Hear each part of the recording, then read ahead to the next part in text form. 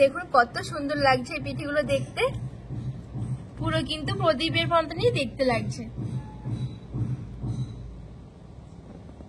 নমস্কার বন্ধুরা, শীতকাল মানেই পিঠে পুলি। শীতকালে যে কত রকমের পিঠে পুলি হয় তার কিন্তু ঠিক নেই। তো আজকে একটা শীতের সেরা একটা পিঠে রেসিপি আপনাদের কাছে শেয়ার করবো, আশা করছি অনেক ভালো লাগবে। তো আজকে আমি যে পিঠেটা বানাচ্ছি সেই পিঠেটার নাম হলো প্রদীপ পুলি। দেখতে যেরকম সুন্দর, খেতেও কিন্তু অনেক দারুণ, আর খুব সহজভাবে বানানো যায় কিন্তু, আর দেখতে কিন্তু অনেক সুন্দর হয়। তো আশা করছি ভিডিওটা ভালো লাগবে। তো পুরো ভিডিওটা না টেনে দেখার অনুরোধ রইল। সবার প্রথমে আমি এখানে একটা কড়াই বসিয়ে দিয়েছি, আর কড়াইয়ের মধ্যে দিয়ে দেবো 2 বাটি মতন জল। এবার আমি দিয়ে দিচ্ছি 1 চামচ লবণ, আর আমি এখানে নিয়েছি 1 চামচের মতন কোরানো নারকেল, আর নারকেলটাকে একটু মিহি করে কুড়িয়ে রেখেছি। তো নারকেলটা দিয়ে দিচ্ছি। এবার কিছুক্ষণ আমি জলটা ফুটিয়ে নেব। জলটা খুব সুন্দরভাবে ফুটে গেছে। এবার আমি এখানে একটা বড় বাটির 1 বাটি নিয়েছি চালের গুঁড়ো, আর এই চালের গুঁড়ো যে বাজার থেকে যে চালের গুঁড়োটা কিনতে পাওয়া যায় সেই চালের গুঁড়োটাই আমি নিয়েছি। এবার চালের গুঁড়োটা দিয়ে দিচ্ছি। এবার সব ভালো করে একসাথে মিশিয়ে নেব।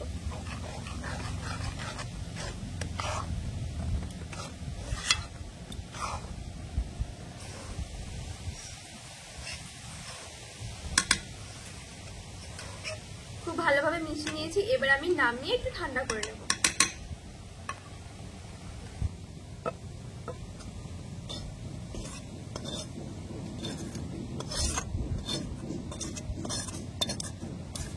এইবার আমি এখানে নিয়েছি 1/2 কাপের মতন নারকেল কোড়া। তো নারকেল কোড়াটা এবার আমি কড়াইয়ের মধ্যে দিয়ে দিচ্ছি, আর নারকেল কোড়াটা দিয়ে আমি একটা পুর বানাবো। হালকা একটু শুকনো খোলার মধ্যে আমি ভেজে নেব।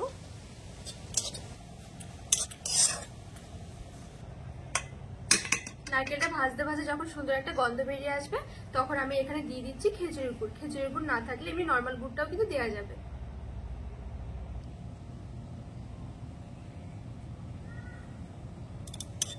এবার নেড়ে ছেড়ে একটা আঠালোর একটা ভাপ করে নেব।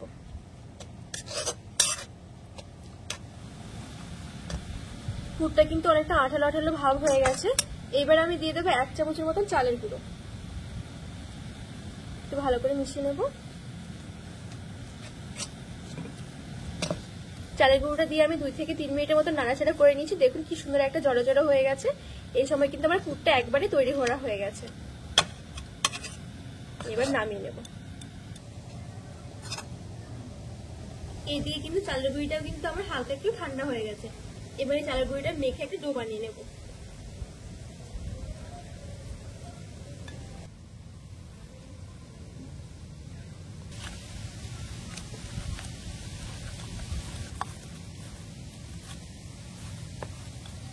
খুব সুন্দর করে কিন্তু আমি মসৃণ ভাবে একটা ডো বানিয়ে নিয়েছি। এবার এখান থেকে আমি পিঠেগুলো বানিয়ে নেব। তার জন্য এখানে একটু বেশি ছোট নয় বেশি বড় নয়, একটু মিডিয়াম করে আমি একটা ডো নিয়ে নিলাম। এবার প্রথমে একটুখানি এভাবে আমি একটু গোল করে নিচ্ছি। গোল করে একটু চ্যাপটা করে নেব। এবার এরকম একটা প্রদীপের একটা শেপ তৈরি করে নেব।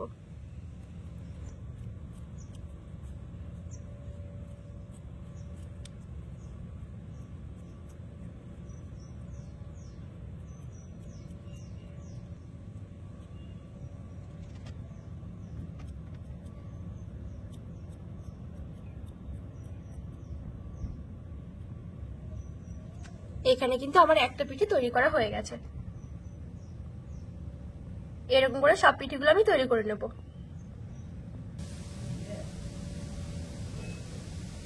সেম ভাবে আমি আরেকটা বানিয়ে দেখাচ্ছি।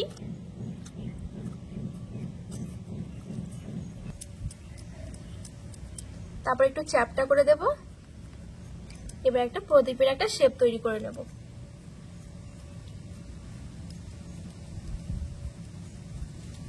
এরকম নিচের দিকটা একটু গর্ত করে দেব। অবশ্যই কিন্তু এই কাছে জল ধরে ধরে করতে হবে, নাহলে কিন্তু হাতের মধ্যে লেগে যাবে। সামনের দিকটা একটু সুচালো করে দিচ্ছি।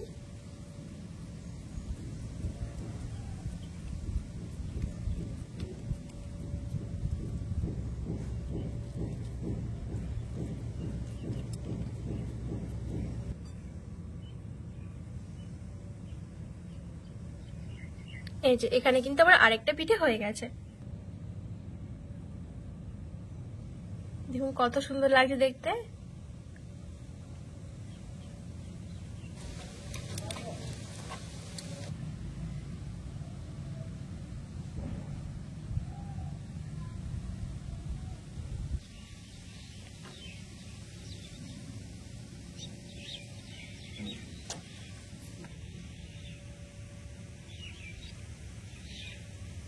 পিঠেগুলো আমার তৈরি করা হয়ে গেছে। এবার এই পিঠেগুলো একটু ভাপিয়ে সেদ্ধ করে নেব।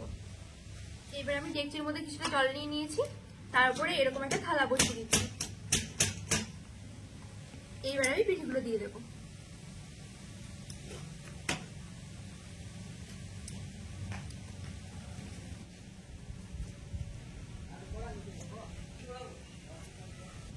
এবার আমি ঢাকা দিয়ে 5 মিনিটের মতো সেদ্ধ করে নেব।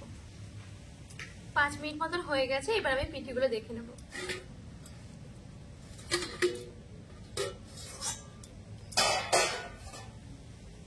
পিঠেগুলো কিন্তু খুব সুন্দরভাবে সেদ্ধ হয়ে গেছে। এবার আমি পিঠেগুলো নামিয়ে নিচ্ছি।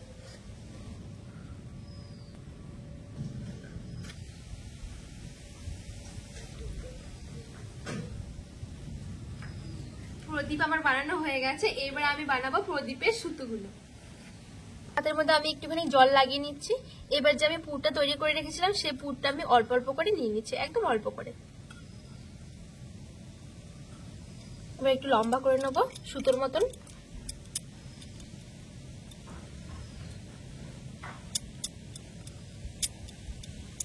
এখানে আমার একটা সুতো হয়ে গেছে।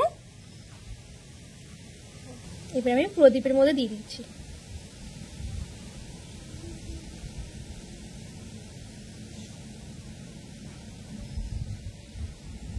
এবার সেম ভাবে আমি সবগুলো এরকম করে বানিয়ে নেব।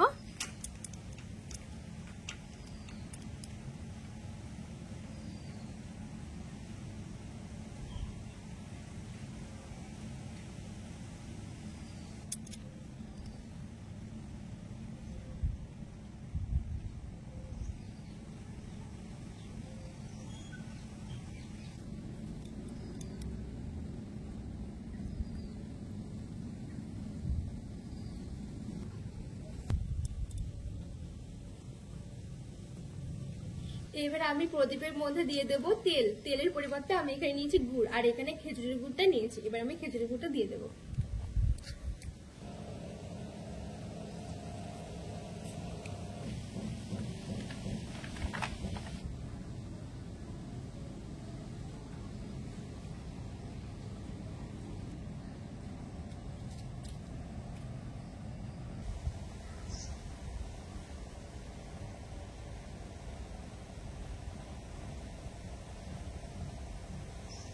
দেখুন কত সুন্দর লাগছে এই পিঠেগুলো দেখতে, পুরো কিন্তু প্রদীপের মতনই দেখতে লাগছে। প্রদীপ পুলি একেবারে তৈরি হয়ে গেছে খাওয়ার জন্য। আশা করছি রেসিপিটি ভালো লেগেছে। ভালো লাগলে অবশ্যই চ্যানেলটিকে সাবস্ক্রাইব করে পাশে থাকার অনুরোধ রইল।